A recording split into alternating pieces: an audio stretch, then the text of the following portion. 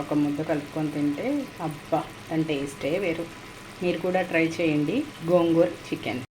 So chicken ఎలా prepare చేసుకోవాలో ఇప్పుడు చూద్దాం.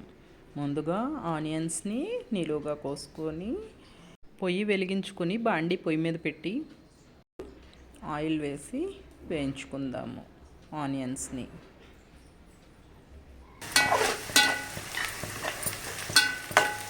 ఆనియన్స్ బాగా వేగనివ్వాలి.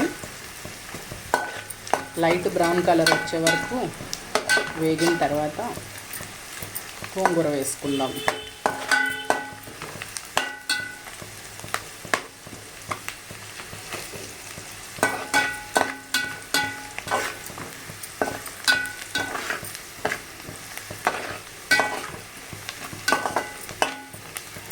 ఈ లోపల ఖాళీగా ఉండకుండా చికెన్ని శుభ్రంగా కడిగి ముందుగా చికెన్ ఒక బౌల్లో తీసుకొని కొంచెం ఉప్పు, కారం, పెరుగు, అల్లం వెల్లుల్లి పేస్ట్ అన్నీ కలిపి పక్కన పెట్టుకున్నాను.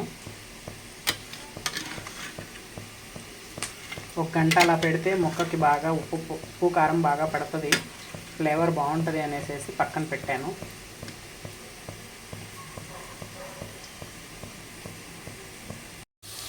ఆనియన్స్ అయితే బాగా వేగాయి కదా, ఇప్పుడు మనం కొంచెం గోంగూర వేసుకుంటాం.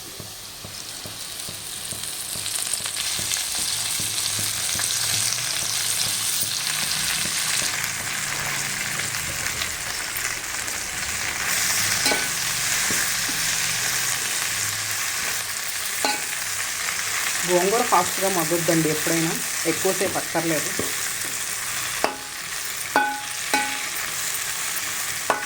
పచ్చివాసన పోవడానికి ముందైతే గోంగూరను వేసాను, లాస్ట్లో వేస్తే పచ్చివాసన పోదు అనేసి కొంచెం ఇలా ఆయిల్లో వేగనిస్తే బాగుంటుంది.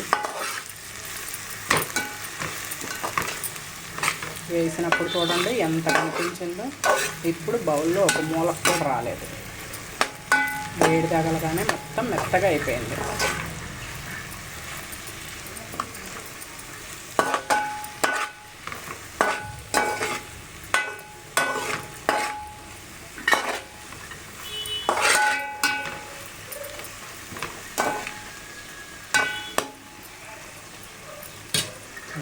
లైట్గా హై ఫ్లేమ్లో పెట్టుకొని కాసేపు వేయించుకుందాం.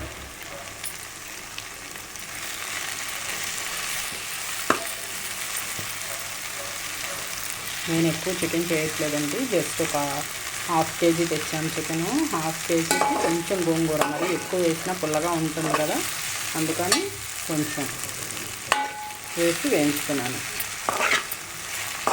కాసేపు ఆగిన తర్వాత గోంగూర వేగిన తర్వాత ఆనియన్సే బాగా కనిపిస్తాయి. గోంగూర అసలు మొత్తం స్మాష్ లాగా అయిపోతుంది.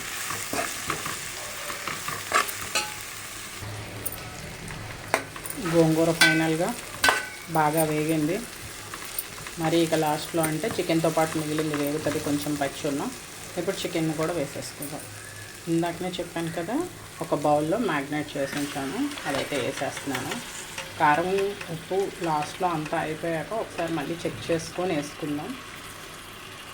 ఇప్పుడైతే వేసేసాను, ఇది బాగా వేగనిద్దాం. ఇప్పుడు హై ఫ్లేమ్లో పెట్టుకున్నా ఏం కాదు, ఇప్పటి వరకు అంటే అడుగంటుతుంది అని చెప్పేసి లో ఫ్లేమ్లో పెట్టుకున్నాము.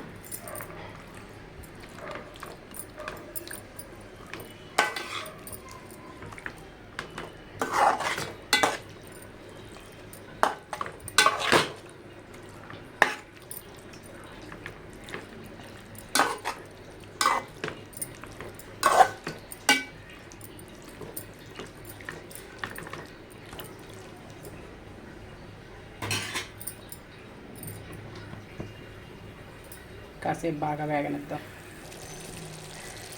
బౌల్లో చికెన్ మ్యాగ్నేట్ చేసాం కదా, అది ఉడకటానికి కొంచెం వాటర్ పోసుకుందాం. ఇప్పుడు హై ఫ్లేమ్లో ఉంచేసేసి కాసేపు మూత పెట్టినా బాగా నీట్గా ఉడుకుతుంది చికెన్.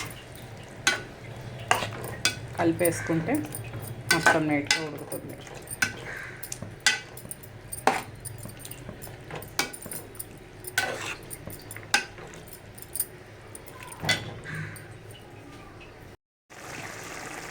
జస్ట్ చూశాను, ఉప్పు అయితే చాలలేదు, ఎందుకంటే పులుపు కదా, అందుకని గోంగూరకి ఉప్పు ఎక్కువ పడుతుంది. సో కారం కూడా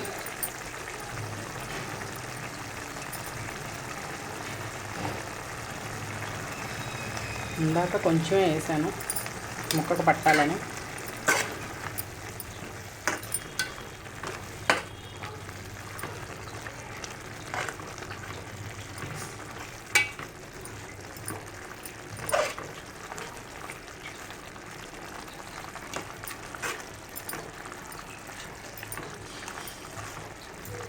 ఇప్పటి వరకు వైట్గా ఉంది, ఇప్పుడే రెడ్ కలర్లోకి వచ్చింది. ఎందుకంటే ఇప్పుడు క్వాంటిటీ కరెక్ట్గా పడింది కాబట్టి. సో 10 నిమిషాలు అయితే ఉడికించాను. ఇప్పుడు మూత తీసి చూసుకుందాం. అదిగోండి, చికెన్ అయితే రెడీ అయిపోయింది.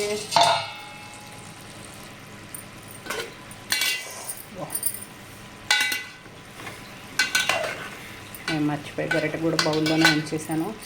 బాగా కాలుతుంది.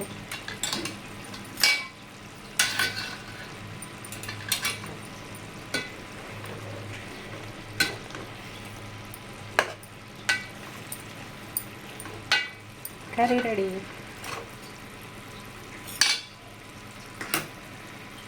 ఫైనల్గా చికెన్ కర్రీ అయితే రెడీ అయిపోయిందండి.